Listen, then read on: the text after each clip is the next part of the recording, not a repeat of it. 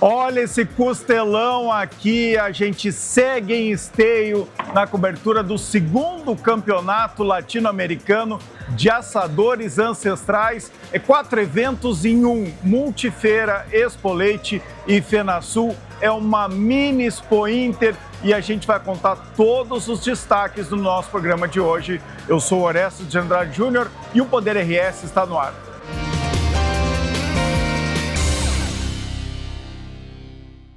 A nossa cobertura aqui do segundo campeonato latino-americano de assadores ancestrais tem o apoio de BRDE, Crédito para Inovar e Desenvolver, Prefeitura de Esteio, Ubra e Linguiçaria Masbá.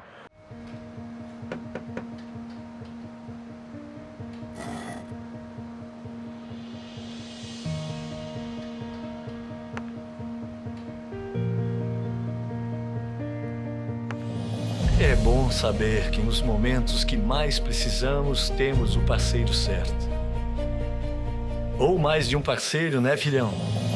BRDE, o banco que está sempre um passo à frente, é o mesmo que está sempre ao seu lado. Começando agora o primeiro bloco aqui do Poder RS, a gente vai falar com o diretor da FarSul, o Francisco Chardon, que vai falar inclusive sobre a gripe aviária, que chegou, o primeiro caso foi descoberto, infelizmente, aqui no Rio Grande do Sul, em Montenegro, e também vai falar do endividamento dos nossos produtores e, claro, os destaques dessa mini Expo Inter que está acontecendo aqui no Parque de Exposições Assis Brasil, em Esteio. Depois a gente vai falar também com o Ranking Brasil, que vai atestar, aliás, uma novidade. Este vai ser o maior churrasco artesanal do Brasil. Está acontecendo aqui em Esteio. Até domingo eles também vão atestar o maior carreteiro do Brasil e do mundo e já fizeram isso com a maior linguiça do Brasil e do mundo. Tudo acontecendo aqui no Parque Assis Brasil, em Esteio. Então, vamos lá, vamos para as primeiras entrevistas direto aqui do Parque de Exposições. Bom, pessoal, aqui no Parque de Exposições Assis Brasil em Esteio, além do segundo campeonato latino-americano de assadores ancestrais, estão acontecendo mais 3 eventos, a Multifeira de Esteio e a Expo Leite e a FenaSul. E é por isso que eu convidei aqui o meu amigo Francisco Chardon, da FarSul, para falar um pouco destes outros 2 eventos aqui, que é a Expo Leite e a FarSul. E pelo que eu estou vendo no parque, Chardon, bem-vindo ao Poder RS, de novo, mais uma vez, né, aqui no nosso estúdio, no Pavilhão Internacional. Pelo que eu estou vendo aqui no parque, isso aqui está parecendo uma mini Expo Inter, porque não tem só gado leiteiro, é isso, Chardon? Sem dúvida nenhuma, não. A essência é o gado leiteiro, mas veio, ao redor do gado leiteiro, veio a contribuição da Secretaria da Agricultura, da Secretaria aqui da nossa Prefeitura de Esteio, colocando agricultura familiar, local de shows e baile no fundo, aqui, esse local aqui de venda de várias empresas aqui, mais os churrasqueiros, mais a maior linguiça que foi feita no Rio Grande do Sul até hoje, foi ontem aqui. Agora um carreteiro que vai ter no domingo aqui, isso, que fala eu não sei, me falaram em 3 mil quilos de arroz. A panela, eu vi uma panela retangular, isso, que ela vai ser mexida com uma reta escavadeira com a concha da reta. Então, são coisas que tu ouve falar, vão dizer, o Chardon tá louco.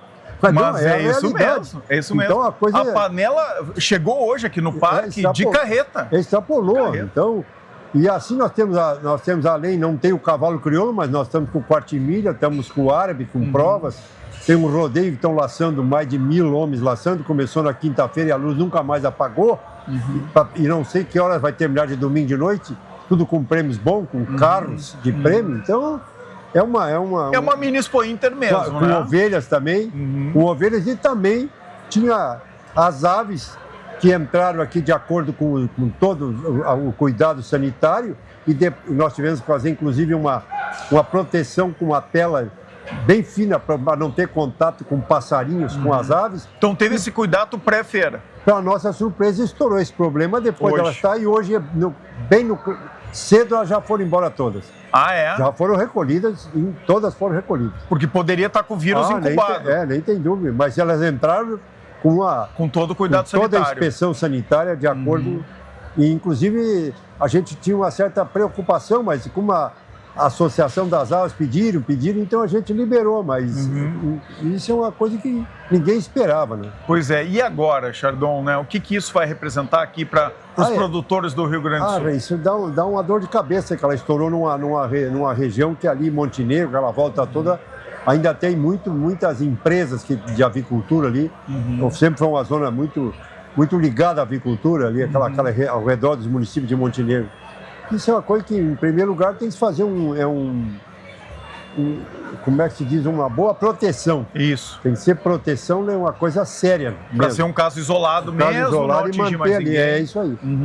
E aí depois, passar de 60 dias, também retomar os mercados de novo. Sem dúvida nenhuma. Chardon, o que aconteceu ontem na premiação do gado leiteiro, que tu e o secretário da Agricultura, né, Edvilson Brum, deixaram cair um balde de leite ali numa menina, hein? E o secretário, eu disse para ele como é que era, mas o secretário facilitou. A culpa foi dele? Foi do Edvilson, então? É que ele ali não é... É que a gente estava bem, mas esse pessoal se atira para trás e um vem os empurrando, outro no fim. Vou mostrar as imagens aqui, tá? No fim a coisa aconteceu.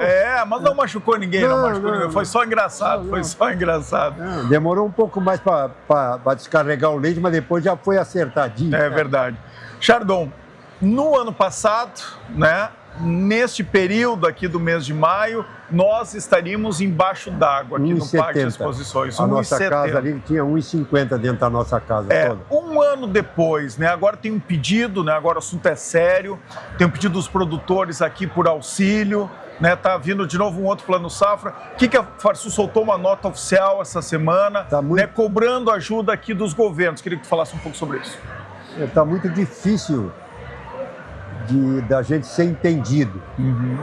É muito difícil nós ser entendido porque a Farsul tem feito uma prospecção através do nosso Antônio da Luz, que é um economista, considero um economista número 1 do Brasil hoje em economia agrícola. Ele é muito bom. A gente tem feito uma prospecção de todos os pontos que poderia ser buscado essa verba para resolver esse problema. E a gente descobre o ponto e aí o governo usa aquela finalidade que nós tínhamos uma intenção de tentar melhorar esse aspecto, aí o governo usa em outras atividades, então fica difícil da gente, e a gente está prospectando. Dá um exemplo. Um exemplo, primeiro foi para fazer a securização que o João Augusto Nardes tinha descoberto um dinheiro, um fundo fiscal, que era do pré-sal, que era um dinheiro que estava meio parado, o Antônio da Luz descobriu isso, o Antônio preparou, e aí, nesse meio tempo, o governo descobriu, me parece que foi para casas populares e para talvez aquele projeto que ele tem da escola, como é que é sim. O pé de meia. Me parece que foi isso. Então, agora nós estamos tentando por outra via, para fazer uma circundização, como foi feito no passado, que agora esse ano foi paga a última prestação daquela do passado, no tempo do Fernando Henrique Cardoso ainda. E a gente está tentando, e geralmente nós viemos de 3 secas e uma enchente, como se viu. Então nós estamos descapitalizados numa situação difícil de fazer uma próxima safra. Então o nosso problema não é tem que ser bem estudado o nosso problema, porque nós não temos mais capacidade de... Então e se nós hoje olharmos para começar uma nova safra com esse passivo, que é muito difícil... Eu queria que tu falasse um pouco, qual é a situação então hoje dos produtores gaúchos? Os produtores gaúchos, na sua maioria, hoje eles estão com uma situação que precisa ao menos prorrogar. Se prorrogar por 4 anos, nós também estamos buscando uma prorrogação para ele ter um fôlego para fazer a nova safra. Porque ele, para fazer a nova safra, na situação que está, sem vir a securização, sem vir a prorrogação, ele, lamentavelmente, não tem condições de fazer a próxima safra. Né? E a gente não está falando só das enchentes, que atingiram muito. É das últimas 6 safras, teve 4 estiagens. A enchente fez parte desse quadro dramático aí. Mas já vem há muito tempo, nós já viemos puxando essa situação e agora ela chegou num ponto que tem que ter um bom senso. Porque, queira ou não queira, quem vinha bancando a economia dos municípios, do próprio Brasil, é o setor primário. E aí falo muito que no Centro-Oeste... Mas o Centro-Oeste é outra história, não tem esse clima que nós temos aqui. É verdade. Não tem. O Centro-Oeste hoje é formado por gaúchos que foram embora para lá por algumas situações igual a essa no passado. Só que hoje nós não temos condições. Se tivesse as condições do passado, com a situação que está o Rio Grande hoje, pode ter certeza que seria mais uma debandada de gaúcho lá para o Centro-Oeste. Pode ter certeza. É verdade. Muita gente está indo embora. Muita gente, aquele que pode está indo embora. Então essa é a situação, uma situação bem clara. E é uma situação que não tem nem um percentual político, não tem nada de política, é um livro aberto, é fácil de entender. É isso. Não é questão de partido, nem questão de É só perguntar para os bancos. É só os bancos mesmo. Só que os bancos também chegou um ponto que estão se protegendo, não tira a razão deles. Eles estão começando a se proteger também, porque... E outra, nós não vamos fazer uma próxima safra sem seguro, sem Proagro e sem seguro. Então é difícil. Como é que eu vou fazer uma safra nova e o seguro que era o nosso parceiro antigo agora também saltou fora? Então ficou muito difícil. Não, e o agro é responsável por 40% da economia do Rio Grande do Sul. E os empregos, é algo que afeta todo mundo, é uma série todas de as cidades. É uma série de situações. Mas vamos continuar cobrando aqui o governo, tá, Chardon? Porque a gente precisa realmente de socorro aos produtores. Não, eu acho que o governo tem que entender, porque é uma situação que, se tu olhar a balança, todo o dinheiro que é empregado na agricultura, ele volta na situação, ele volta na exportação, ele volta no giro desse dinheiro, ICMS, enfim, uma série de coisas. Com certeza. Mas... Tá bom, obrigado. Eu que agradeço a oportunidade. Boa feira aí para ti. Foi um parceiro nosso e é bom a gente falar com aquele que conhece o setor. E tu falar muitas vezes com o pessoal da imprensa que não conhece o setor, fica muito difícil tu explicar a situação. Mas quando a pessoa entende, é muito mais fácil para a gente chegar a um denominador comum. Aprendi muito contigo, tá? Com todo mundo ali na Farsul e com o Antônio da Luz, né? Que é o nosso mestre aí na economia. O Antônio da Luz é o único que não usa a prova dos 9 para ver se é número ímpar. Boa. Obrigado, Chardon. Isso aí. Olha só, pessoal, o futuro chegou com o EasyGen. O EasyGen conecta você a uma usina solar sem precisar instalar nada, sem investimento nenhum. É economia de verdade, com energia limpa e sem custo. EasyGen, a revolução solar que diminui a conta de luz da sua casa e da sua empresa. Simule a sua economia na conta de energia em www.easygen.com.br/simular. Se preferir, ligue para 51 999 11 4001 ou mande um e-mail para comercial@easygen.com.br. Bom, pessoal, agora a gente vai falar aqui sobre a Santa Massa. Nunca o slogan foi tão apropriado, né? Santa Massa, que muda o seu churrasco. Então, olha só, é uma marca que eu achei que era do Rio Grande do Sul, que o pão Santa Massa, o pão de alho mais famoso que a gente tem no estado, era gaúcha, mas o Rodrigo e o Hernani, né? O Rodrigo, que é da fábrica da Santa Massa, o Hernani cuida da distribuição, estavam me dizendo que não é bem essa história. Então conta, de um dia que surgiu o Rodrigo a Santa Massa. Bom, boa tarde. A Santa Massa ela é uma empresa que ela existe há 15 anos como indústria. 15 anos já? 15 anos. Antes disso, ela era, na verdade, uma padaria de rua. Ah, é? Exato. Lá na cidade de Santa Cruz do Rio Pardo, em São Paulo. Interior de São Paulo. Interior de São Paulo. Perto de onde? Perto de Bauru. Bauru. 100 quilômetros de Bauru. Era uma padaria. Era uma padaria. E nessa padaria a família trabalhava com seus filhos ali, o César e o Fernando. E eles vendiam todo o mix que uma padaria normalmente tem. E um deles, o Fernando, teve a ideia de pegar e fazer um pão de alho. Na época, as pessoas faziam o seu pão de alho em casa. Isso. Né? Normalmente com o pão que sobrava, né? E ele pensou, por ser de uma família de padeiro, ele pensou, eu vou fazer o pão com um pão novo e com um recheio que eu vou preparar. E aí ele começou a vender na cidade mesmo, em pequenas bandejas de isopor com filme em cima, e fez muito sucesso, né? Tanto que chegou um período que eles estavam já produzindo 1.000 caixas por mês de pão de alho na padaria. Só que isso tudo feito manualmente. De forma artesanal. Artesanal também, né? E aí o que acabou acontecendo? Eles viram que existia uma oportunidade nesse segmento, por não Não existia ainda até então uma fábrica de pão de alho.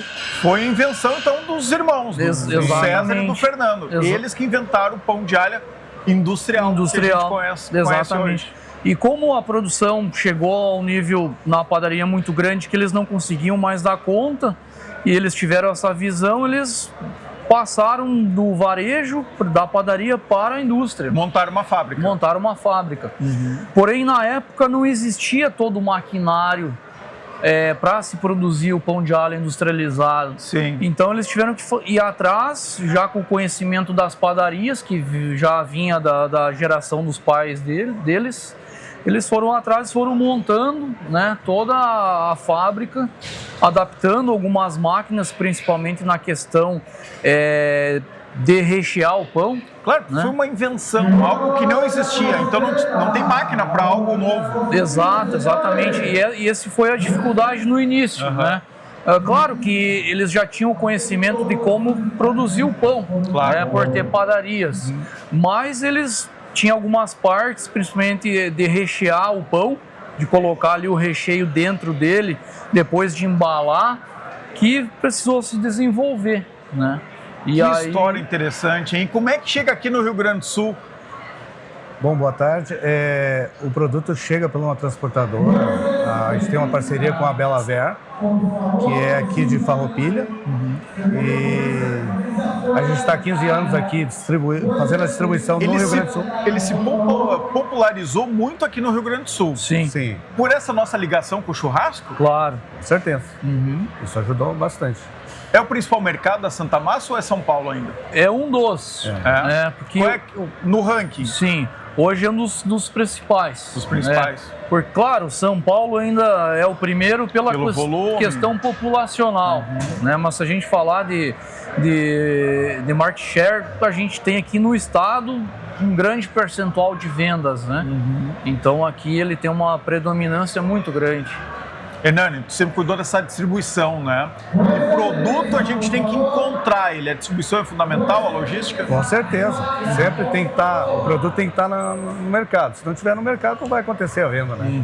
Então isso é bacana, porque a gente tem uma parceria com a fábrica, sempre tivemos, e a gente procura fazer a nossa parte, que é a distribuição. A distribuição tem que acontecer no horário marcado, no dia marcado. O cliente está também bem. O mercado está bem abastecido. Qual é o volume que é vendido de Santa Massa aqui no Rio Grande do Sul, mais ou menos? A gente trabalha aí em torno de 50, 60 mil caixas, 45, essa faixa aí. Por caixas. mês? A gente fala em caixas porque... Por mês? Por mês. Vem 10 bandejas numa caixa. Em 10 bandejas. Então é nessa faixa aí, 50 mil em média. 50 mil caixas ao mês. Nossa, é bastante coisa. Então é um volume legal, né? Qual o volume da fábrica? Hoje já está na casa das 400 mil mensal. 400 mil mensal. Vocês exportam ou só no Brasil? Sim, a Santa Massa, há uns 3 anos atrás, começou também a exportar. Além de atender todo o Brasil, claro, com maior foco no Sudeste e Sul, devido à ligação com o churrasco, nós começamos a exportar para o Paraguai, Uruguai, Estados Unidos. E agora, no próximo mês, a gente está entrando na Argentina e no Chile. País que também tem uma ligação, né, com o churrasco, claro que cada um do seu jeito, mas que também pode entrar, né, um produto como o pão de alho pode entrar na casa das pessoas, né? Sim. Conta agora para nós, baixinho, tá? Ninguém vai nos ouvir aqui. Qual é o segredo da receita do Santa Massa? O segredo é muito simples. Na verdade, a gente usa muita paixão para fazer os produtos, né? Muito amor. E, é claro, assim, as matérias-primas que nós usamos, desde a farinha até o queijo, enfim, o sal, tudo são produtos de qualidade alta. Então, isso faz diferença, né? Faz total diferença. Mas o recheio é queijo, alho e manteiga? Requeijão.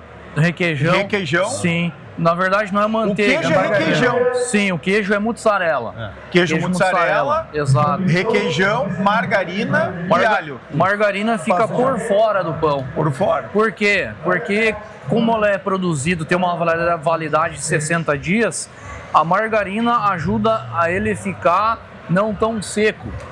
Então, quando você assa ele, você vai perceber que a margarina vai acabar saindo dele, né? Mas a função dela é essa. Para ajudar na conservação. Exato. Vocês se incomodam com a cópia? Porque vocês foram muito copiados, né, ao longo do tempo. Sim.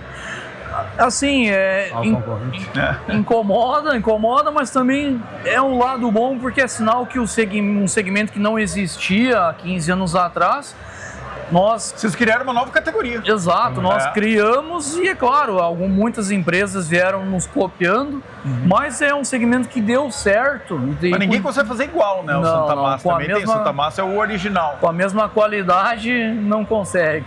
Tá bom, obrigado pela presença de vocês aqui no Poder RS, contando essa história aqui curiosa de um produto que está na casa de todo mundo. Isso aí. Verdade. Valeu.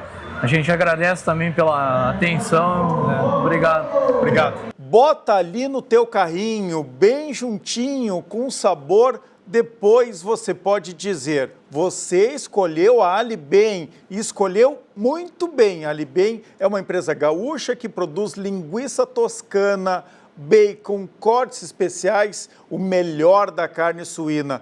Tudo produzido aqui no Rio Grande do Sul, distribuído em todas as regiões do Brasil, escolhido por você em mais de 40 países. Procura as delícias Alibem nos melhores supermercados, bota no seu carrinho e aproveita o melhor da carne suína. Alibem, bem juntinho de você.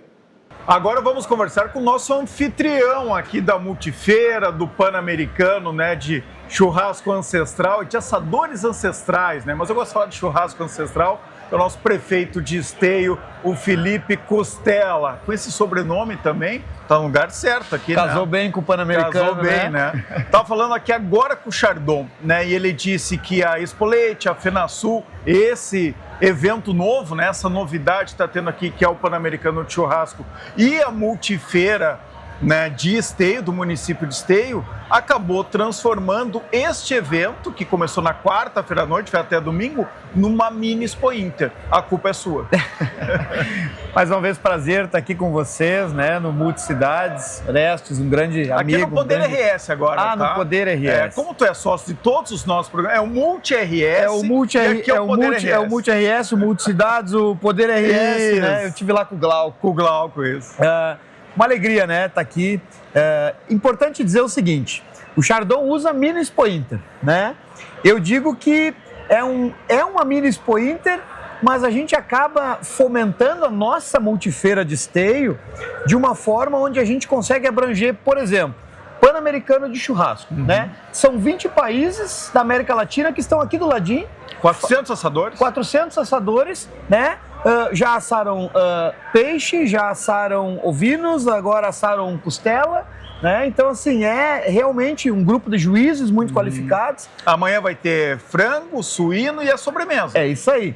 E nós temos também 150, essa parte é legal, né? A gente monta uma estrutura e nós temos 150 expositores, empresas de diferentes ramos do município de Esteio. Porque essa é a Multifeira. Porque vem para cá expor os seus negócios. Alguns já fazem vendas aqui, outros prospectam vendas. A gente fez, na última Multifeira, uma prospecção de negócios de mais de 5 milhões de reais. Olha só. Então, esse investimento que a gente faz é um fomento, sim, ao empreendedorismo. Porque aqui do ladinho, no próximo pavilhão, a gente tem um espaço de tecnologia e inovação. Aí eu estou falando de Fevale Tech Park, eu estou falando de Senai, de Senac, de todo o Sistema S, né? Instituto Caldeira tá aí. Instituto Caldeira e uma série de outros parceiros que a gente tem. Para nós é importante porque também a gente consegue trazer escolas. Ontem tinha concurso de robótica. Então, assim, é uma feira que vem crescendo, estamos na 4ª edição. Ela vem crescendo, eu, enquanto secretário de Desenvolvimento Econômico e Meio Ambiente, realizei as outras 3, né? Estamos na 4ª edição. Agora, enquanto prefeito, estou fazendo certamente a maior edição da Multifeira, porque a gente acredita muito nesse evento. Claro, e acho que essa ideia de juntar vários eventos, não só em um parque de exposições, gratuito, tá, pessoal? Não precisa pagar ingresso, estacionamento aqui com segurança, também de graça. Então é fundamental para atrair esse público. A expectativa é receber 100 mil pessoas nesse final de semana. O tempo vai estar muito bom. 100 mil pessoas ou mais, né? Nós temos uma grande expectativa, porque nós reunimos aqui Rodeio FenaSul, com mais de 200 duplas para fazer, então, o tiro de laço. Nós reunimos Expo Leite, né, que estamos aí numa edição especial da Expo Leite, né? Ontem tivemos, inclusive, o tradicional banho de leite aí com os criadores do gado holandês. Nós conseguimos reunir diversidade aqui no parque. E dentro da multifeira, né, que cria esse espírito multi, a gente obviamente consegue atrair diversos investidores, diversos apoiadores, né? E essa oportunidade da gente estar aqui falando para o estado do Rio Grande do Sul é importante porque nos ajuda a divulgar esse grande evento. Por exemplo, ontem, Esteio entrou no Guinness Book. Fizemos a maior linguiça assada do mundo. 187,7 metros de linguiça assada. Fizemos 3.000 choripãs para doar. Domingo, amanhã é sábado, domingo, nós vamos fazer o maior carreteiro do planeta. Tá ali a panela com 8.000 quilos de aço, 8 toneladas de aço, 3 toneladas de arroz, Nossa. um caminhão-pipa que abastece e 2 retroescavadeiras que vão mexer esse carreteiro. Eu deixei vocês, no mínimo, curiosos para vir aqui no Parque de Exposições Assis Brasil para ver tudo isso. Com certeza, né? Então, acho que o Esteio pega carona nesses eventos, mas também tem um protagonismo da prefeitura que é importante, né? O ano passado aqui, nesse espaço, bom, no mês de maio, a gente estaria aqui embaixo d'água. Certamente. Né? Então, essa resistência aqui, né, dos gaúchos, de todo mundo, né, que está se mexendo, voltando a fazer os eventos, agora, de atrair também novidades. Estava me dizendo em off aqui, e nós vamos comprometer o chefe de Dagré no Poder RS, ele é sócio aqui do programa. E aí depois ele que se vire. E ele que se vire. Qual é o seu pedido para o chefe de Dagré? O meu pedido é que esse evento não saia mais aqui de dentro do Parque de Exposições, que a gente consiga manter esse grande evento aqui, porque realmente, palavras dele inclusive, um evento que veio para ficar, com a proporção que veio, certamente tende aí a crescer cada vez mais e as próximas edições não tem como não ser no Parque de Exposições Assis Brasil. Eu falei com muitos assadores aqui dos países vizinhos e tá todo mundo disse, olha, é o campeonato mais bem organizado que eu já participei, com uma estrutura fantástica, né, aqui do lado da cidade, então a questão de hospedagem para eles é fácil. Então, assim, tá todo mundo, acho que com essa vontade de no ano que vem voltar. Isso é importante para Esteio, por quê? Porque são 20 países que estão aqui dentro do nosso município, com a sua cultura, conhecendo, nos visitando, né? Nós temos, obviamente, uma diversidade de pessoas e de culturas. Isso movimenta a nossa culinária, movimenta também alguns hotéis que nós temos na cidade e a nossa economia, principalmente. São pessoas que estão aqui com os seus assados durante o dia, mas na parte da noite elas vão se divertir no centro da cidade, elas vão procurar, né, bons restaurantes, enfim, até para conhecer a região. Não só Esteio, mas toda a região metropolitana, né? Tem gente que está no Brasil, por exemplo, pela primeira vez. Então, está em Esteio, está dentro do Parque de Exposições Assis Brasil, né? E conhecendo toda a região, né? A região metropolitana como um todo. Perfeito. Perfeito prefeito de Esteio, né, fazendo a multifeira e o Multi RS está aqui, então tem tudo a ver. Obrigado de novo pela parceria e parabéns aqui por esse grande evento e que bom que ele vai continuar no ano que vem. Muito obrigado, essa parceria certamente duradoura e eu não tenho dúvida nenhuma de que faremos grandes eventos juntos ainda. Domingo todo mundo aqui no parque, viu, pessoal? No Parque de Exposições Assis Brasil em Esteio de graça, não precisa pagar ingresso, estacionamento grátis também. Para acompanhar, vai ser um grande evento mesmo, né? O maior carreteiro do mundo. E tem que chegar cedo no parque, até para ver, né? Esse carreteiro sendo feito. Imagina eu colocar ali 3, 4 toneladas de arroz, né? Colocar carne, vai ser espetacular. Eu disse pro chefe Ed, eu quero ver tu acertar o ponto do arroz, o resto para mim é uma barbada. Boa. Matrículas abertas na rede de escolas da Ubra. Aqui seu filho vive um mundo de novas possibilidades a cada dia. Faça parte de uma comunidade com experiências de ensino com humanidade para além do ambiente escolar. Aqui você encontra atendimento individualizado, valorização do esporte em todos os níveis de ensino, ênfase na língua inglesa, iniciativas e projetos inovadores. E ainda conta com aulas de robótica, educação tecnológica e cultura maker, além de desenvolver em nossos alunos uma mentalidade empreendedora. Tudo isso com preparação para vestibulares e Enem inserida no dia a dia durante toda a jornada do aluno. Acesse ubra.br/escolas e agende a sua visita agora mesmo. Bom, pessoal, agora eu vou falar com o Luciano Cadari, ele é do Ranking Brasil e vai atestar se a gente realmente teve a maior linguiça do Brasil, feita no Brasil e no mundo. Bem-vindo ao Poder RS, Cadari. Opa, uma grande honra de estar aqui com vocês. Vocês estão auditando esse evento, então, exatamente, é isso? É um evento em si, né? Como maior evento de churrasco artesanal, né? E aí viemos acompanhar a maior linguiça na possibilidade de recorde e também amanhã o maior carreteiro do país. No domingo, né? No domingo, exatamente. Isso. Então, é mesmo a maior linguiça já feita no Brasil e no mundo? Sim, nós conferimos, né?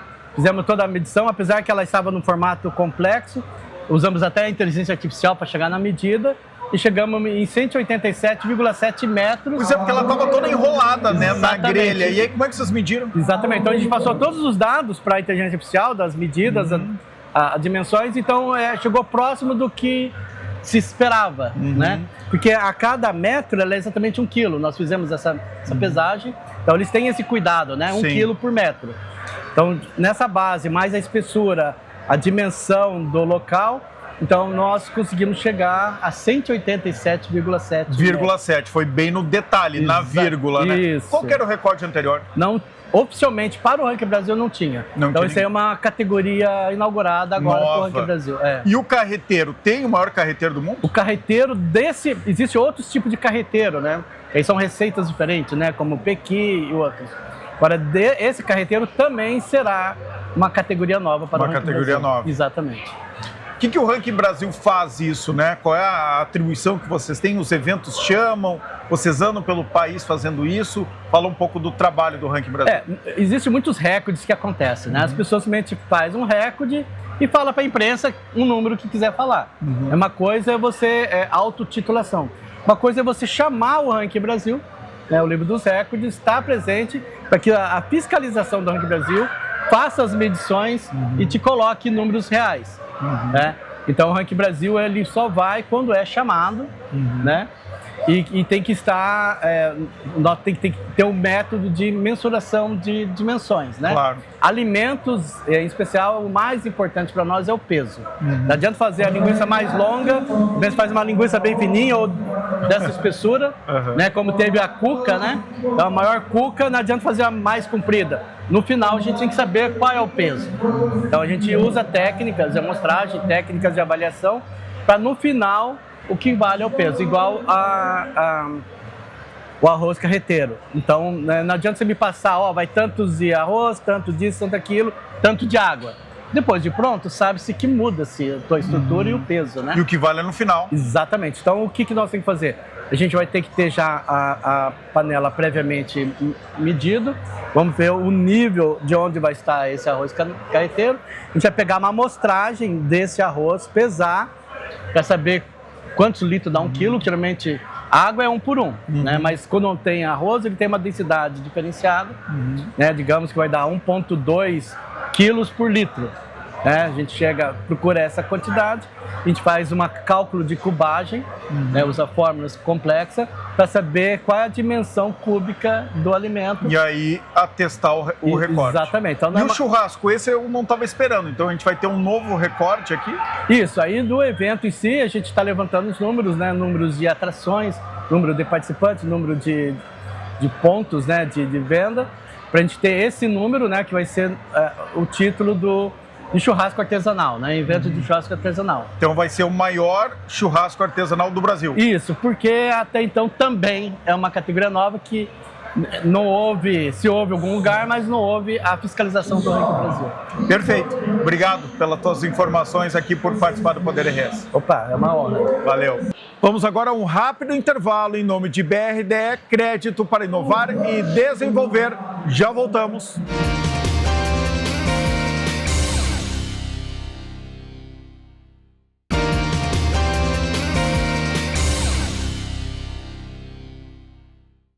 Voltamos com o Poder RS, aqui direto do Parque de Exposições Assis Brasil, em Esteio, em nome de BRDE, Crédito para Inovar e Desenvolver, Prefeitura de Esteio, Ubra e Linguiçaria Masba. Agora eu vou chamar uma matéria especial que está dentro da série Forte, Aguerrido e Bravo, que recupera um ano das enchentes de maio de 2024. E agora a matéria fui eu mesmo que fiz sobre o maior abrigo do Rio Grande do Sul, na Universidade Luterana do Brasil, no campus da Ubra, em Canoas. Pode rodar.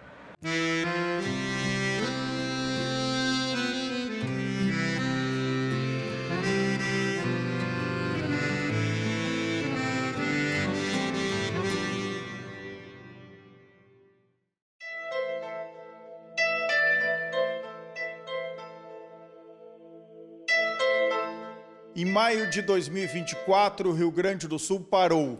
A maior tragédia climática da nossa história deixou rastros de dor, destruição e solidariedade. No coração de Canoas, um campus universitário deixou de ser apenas sala de aula e virou cidade.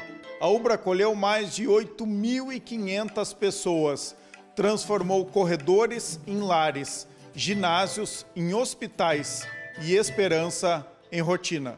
Quem olha a tranquilidade do lago aqui da Ubra em Canoas não imagina que esta área recebeu mais de 8.000 desabrigados das enchentes de maio. À frente dessa operação, o reitor Adriano Chiarani coordenou cada detalhe de um abrigo sem precedentes no estado. Esse local, primeiramente, relembra a superação, um local de esperança para as pessoas que foram acolhidas aqui, juntamente com todos os seus pertences, aí eu digo mais os seus animais, pets e etc. Então esse local para mim ele representa a esperança de um novo amanhã. A instituição que está inserida na comunidade, ela abriu as suas portas para hospedar todas aquelas pessoas que foram atingidas naquele momento catastrófico e por meio desse momento aqui dar a elas a esperança de um dia melhor. Luana trabalhava no setor comercial da Ubra. Moradora do bairro Matias Velho, perdeu tudo nas enchentes, mas ganhou um novo começo, no mesmo lugar onde sempre bateu ponto. O meu maior medo foi ela. Foi acontecer alguma coisa com ela, não consegui tirar ela em segurança de lá. Então, esse com certeza foi meu maior medo, né? Nada mais importava. Tudo que tinha lá dentro não importava, né? Tudo que era material, só importava tirar ela de lá em segurança. Quando a gente acordou, a água já estava quase chegando lá, né, mãe? Tu ficou com medo, Aurora? Fiquei. O que tu teve que fazer? Eu fiquei em cima da mesa e fiquei só esperando mesmo nos resgatar, né, mãe? Foi uma coisa que eu não superei até hoje. Fica o trauma, né? Não penso em outra coisa quando eu penso naquele apartamento que não seja na enchente. Qual é o teu sonho a partir de agora, né? Tu tá trabalhando aqui na Ubra, recebeu todo o apoio aqui da Ubra para ter um novo lar. Daqui para frente, qual é o teu sonho? Aí eu quero buscar a minha casa própria. Meu sonho é também buscar uma casa nova e eu me lembro de uma parte que eu nunca queria deixar. E nunca deu enchente também lá, né? Foi a primeira vez dando enchente. Mas eu não queria deixar uma parte da nossa casa, o nosso quarto, mãe. Porque primeiro que tinha o ar-condicionado, né? Que era bom de dormir. A coberta era quente.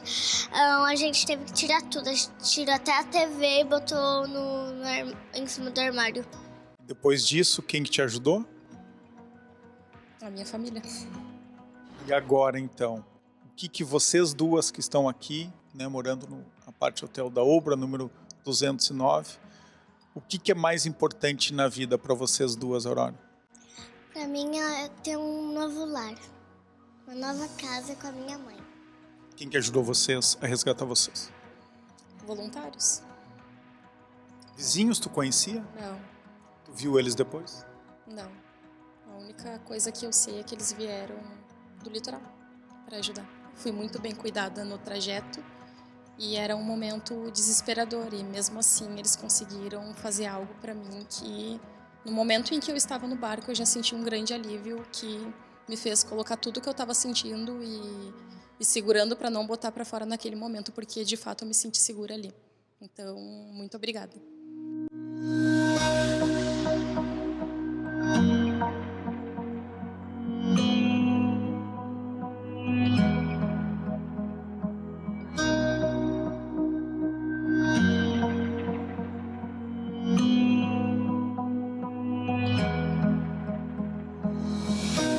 E teve também quem não falasse, mas virou símbolo. Caramelo, o cavalo resgatado de um telhado, virou o mascote da esperança. Hoje vive no campus e é parte da história que ninguém vai esquecer. Resgatado do alto de um telhado, o caramelo virou símbolo de sobrevivência para os gaúchos. Agora, ele vive aqui na Ubra, em Canoas, como testemunha silenciosa da nossa história. Seu Roque, o senhor que cuidou do caramelo, tá aqui, concordando desde os primeiros dias que ele chegou no campus da Ubra. Como é que o senhor vê ele aqui, um ano depois, né, que ele chegou aqui na Ubra, em Canoas? Ele não tem como explicar o desenvolvimento dele, que ele gostou e bem cuidado, engordou uns 70 quilos, né? É muito bom para nós, para a Ubra, para a comunidade, que ele é um símbolo e representa nós gaúchos e nossa entidade aqui da Ubra. Nós é um símbolo da força gaúcha. Já tinha visto o caramelo? Não, eu passava todo dia, via ele, mas eu não sabia da história dele. E vocês, gurizada, já conheciam o caramelo de perto? Conhecemos a história dele, a gente mora perto dele lá. Morava no Matias, vocês? Sim, a gente é da Matias, a gente viu tudo que aconteceu com ele lá, sofrimento. E agora ele tá aqui, 60, 70 quilos mais gordo. Tá ali no cavalo, hein? Passado um ano, a Ubra voltou a ser universidade, mas nunca mais foi a mesma, nunca mais será a mesma. A reconstrução também foi interna, estrutura, pessoas, propósitos.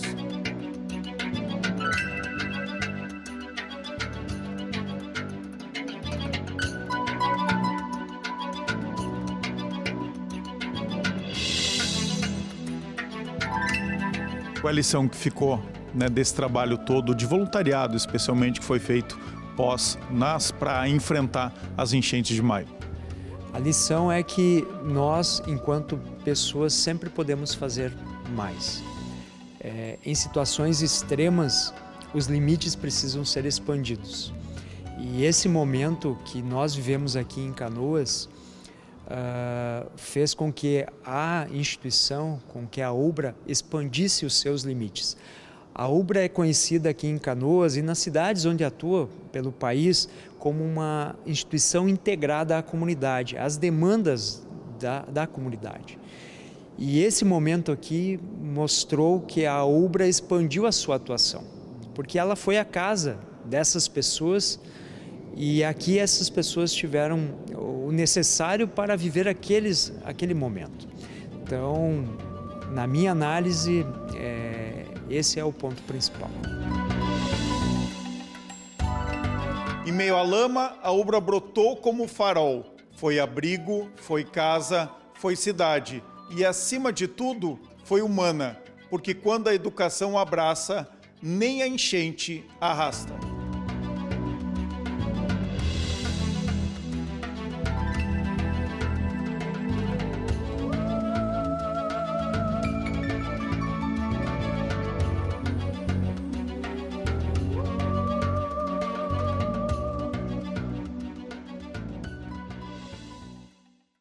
Olha só, pessoal, a bela fazenda do Bosque, em Guaíba, foi o cenário do lançamento da 4ª edição da Olifeira, feira criada para destacar a produção de oliva e azeite de oliva. O repórter Giovanni de Oliveira esteve lá e nos conta como foi. Olá, Orestes! Foi com churrasco e em meio à natureza que a Prefeitura de Guaíba e a Associação Brasileira de Consumidores de Azeite de Oliva e Derivados, a Abrazeite, realizaram o preview da Olifeira 2025, marcada para 16 a 19 de outubro em Guaíba. O local para o lançamento não foi escolhido por acaso. Esse evento é fantástico, é um evento que brilha no nosso olho. Começou a gente, o primeiro ano já de forma modesta, mas trazendo mais de 40 marcas de azeite. O azeite gaúcho é o azeite mais premiado do mundo hoje. Azeites que ganharam prêmio em Dubai, prêmio na Grécia, melhor azeite de Nova York 2 vezes. São azeites gaúchos. Essa fazenda aqui foi uma das primeiras plantadas no Brasil, com mudas que vieram de Israel, que foram clonadas e passaram por genética aqui na nossa região pelo empresário Eudes, que fazia isso com eucalipto e conseguiu potencializar para que a gente pudesse tirar aí os melhores azeites do mundo. E nessa mesma propriedade aqui também já está tirando os melhores vinhos, o alvarinho, melhor alvarinho do Brasil, é também da nossa região aqui. Então, sem dúvida, a Olifeira é um evento que junta a gastronomia, que junta o agronegócio, que junta o turismo. Nós somos porta de entrada do Vale das Oliveiras, esses municípios que hoje estão no Paralelo 33 e que estão tirando um dos melhores azeites do mundo. Mesmo com as enchentes do ano passado, a Olifeira não parou de crescer. E a perspectiva para 2025 é de otimismo. Ano passado a gente sofreu muito aqui, Nós somos afetados diretamente pela enchente, nossa orla ficou inundada. Nossos patrocinadores do evento acabaram redirecionando as suas verbas para a reconstrução, o que é mais lógico. E a gente pensou assim, não vamos fazer uma feira esse ano. Mas conversando com o prefeito, ele disse, não, vamos fazer. Acho que o povo precisa um pouco de um momento para relaxar, para curtir. E no fim a feira foi um super sucesso. Mais de 100 mil pessoas, no ano anterior eram 70 mil pessoas e a gente ficou muito gratificado porque a gente teve uma adesão muito maior do que a gente esperava. A gente pensou que em razão de todo o desastre, de tudo que todas as pessoas estavam passando, elas não iriam consumir, não iriam visitar e no final das contas nós tivemos 7 milhões na economia que ficou girando ali. Então o fomento foi muito bacana, porque a gente tem artesãos, agricultura familiar e, claro, a nossa cereja do bolo, que são os produtores de oliveiras. Sempre é um sucesso de vendas. A gente fica muito feliz lá pelas 4 horas da tarde de domingo, ali do último dia de feira, eles já começam a fechar as banquinhas porque eles já venderam tudo. Então a gente fica muito feliz de saber, no ano passado principalmente, quando a gente faz uma olifeira após a enchente. E aí tinha toda aquela apreensão, mas o prefeito deu a missão, vamos fazer maior que no ano anterior e foi maravilhoso. Eles conseguiram atender muitas pessoas, muitos visitantes de várias cidades também vêm prestigiar a Olifeira e a gente fica muito feliz de receber a todos na nossa cidade. A feira vai aumentar, a cada ano a feira vem ocupando mais espaço dentro da cidade. Ela permanece onde está, que é ali naquele nosso portal de entrada em frente ao catamarã, onde a gente ocupa o mercado público e faz o José Cláudio Machado, o Largo José Cláudio Machado, esse grande evento que tem orgulhado o estado do Rio Grande do Sul. Inclusive a gente tem certeza que não só a gente vai aumentar, como cada vez mais qualificar. A gente se preocupa, assim, sempre com os nossos pilares, que é sustentabilidade, educação, cultura. E esse ano a gente está focando bastante em inovação também. Então a gente está cada vez mais agregando outros pontos que sejam de interesse dos nossos visitantes. E a primeira-dama revelou para o Poder RS as novidades da feira para este ano. Posso dizer que nessa 4ª edição da Olifeira nós vamos ter também uma parte mais dedicada para a saúde. Vamos ter uma corrida noturna e além das apresentações artísticas com shows de renomados cantores locais, nacionais, nós vamos também ter apresentações artísticas de teatro, de dança. Então a gente trabalha saúde, vamos trabalhar um pouquinho mais a saúde, a cultura e a parte da economia também, da agricultura familiar também vai ser ampliada para que a gente possa fomentar mais ainda o negócio dos nossos pequenos agricultores. A qualidade do azeite de oliva gaúcho ganha protagonismo com a feira, mas também tem espaço para a produção de outros locais. O Rio Grande do Sul produz 70% do azeite de oliva de todo o Brasil. Nós temos azeites premiados mundialmente, ganhando dos tradicionais azeites de Portugal, da Espanha, da Itália. Então nada mais justo que a gente celebrar o nosso azeite brasileiro. E ali na feira nós temos 30 expositores, esse ano nós vamos ter mais expositores, e não só do Rio Grande do Sul. A gente tem de São Paulo, Espírito Santo, de Minas Gerais. Então vai ser um enorme prazer poder recebê-los aqui no nosso evento, que vai ser de 16 a 19 de outubro. A expectativa de sucesso para a feira deste ano foi visível durante o preview. É hora de a gente apresentar, né, para a imprensa, apresentar para os apoiadores, para os patrocinadores, para a nossa comunidade, tudo que está sendo preparado com muito carinho para o mês de outubro, que é o mês do aniversário de Guaíba e também é a primavera das oliveiras, onde ela está florindo, se preparando para ter o azeite novinho na virada da safra no mês de maio. É maravilhoso a gente poder fazer esse lançamento da 4ª edição da Olifeira, que acontece no mês de aniversário do nosso município, já como um presente para a cidade, que começa a despertar para uma outra vocação, em que o agro é protagonista e traz um desenvolvimento regional e também um desenvolvimento econômico forte no nosso município. Hoje, a nossa cidade se tornou a capital da América Latina na olivicultura e isso abre portas para a cidade para outras situações também. E hoje o Preview, ele é avaliado de forma muito positiva, essa parceria da Abrazeite com a nossa prefeitura, em que a gente conseguiu reunir os prefeitos da região metropolitana, várias autoridades também da área do agro que fazem da olivicultura o seu dia a dia, assim como deputados, a imprensa do nosso estado, para mostrar que Guaíba está aqui de portas abertas, já nessa contagem regressiva para o mês de outubro, aonde a gente vai estar fazendo a 4ª edição, ofertando aí para a população, para todos que queiram nos visitar, a 4ª edição da Olifeira. Já sabe, quem está nos assistindo, mês de outubro, ali na segunda quinzena, passou os 99 anos do município de Guaíba, que é dia 14 de outubro, a gente entra na contagem regressiva para o nosso centenário e fica esperando as pessoas nos visitarem e virem prestigiar a nossa 4ª edição da Olifeira. No mesmo lançamento da Olifeira, os prefeitos da Grampal, a associação que reúne todos os prefeitos aqui da região metropolitana de Porto Alegre, se reuniram e fizeram cobranças ao governo do estado em relação ao caos da saúde. Olha só. As soluções para a saúde foram a pauta da Assembleia Geral Ordinária da Grampal. Com a superlotação nas emergências de Porto Alegre, as dificuldades em Canoas e o aumento da demanda nesta época do ano, os municípios cobram recursos do governo do estado e da União. Os prefeitos seguem reivindicando que o Estado invista os 12% de saúde, isso está falando de quase 1,5 bilhão a mais de recursos na região metropolitana. É necessário que o Estado faça esse movimento. Nós, prefeitos, em média, investimos 22%, né? O nosso limite é 15%, seria, né, o mínimo condicional que os prefeitos deveriam aplicar. Nós temos prefeituras investindo 35%. Então, a gente também cobra aqui uma reunião com o governo federal.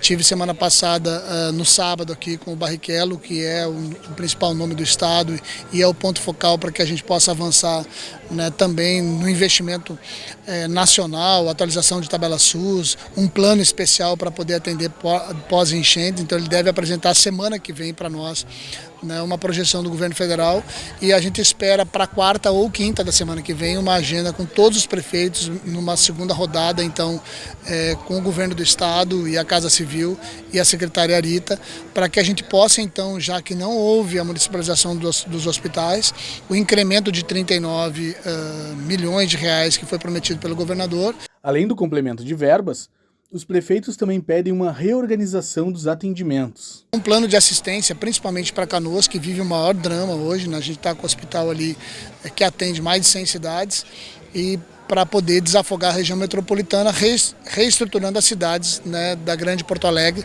porque Porto Alegre não só por conta de recursos que são importantes, que precisam ser equalizados, a nova tabela SUS, recomposição do MAC, encontro de contas, tudo isso ajuda Porto Alegre a manter o que está aberto, mas a demanda é tão grande e a superlotação é tão grande que o problema não é só financeiro, é também estrutural. Então precisa atender a região metropolitana como um todo, colocando recursos nas cidades para que aquilo que tem em cada cidade que ainda é ocioso possa receber recurso e absorver a demanda que está indo para Porto Alegre. A saúde é um problema de todos e nós temos cidades que seriam assim barreiras para que não cheguem em Porto Alegre na totalidade os procedimentos de alta e média complexidade. Então, no que fecha uma unidade de pronto-socorro em Canoas, impacta aqui. No que fecha em Gravataí, Alvorada, Viamão, sempre impacta na capital. O presidente do consórcio da Grampal também destacou a importância de esclarecer a responsabilidade de cada esfera de governo.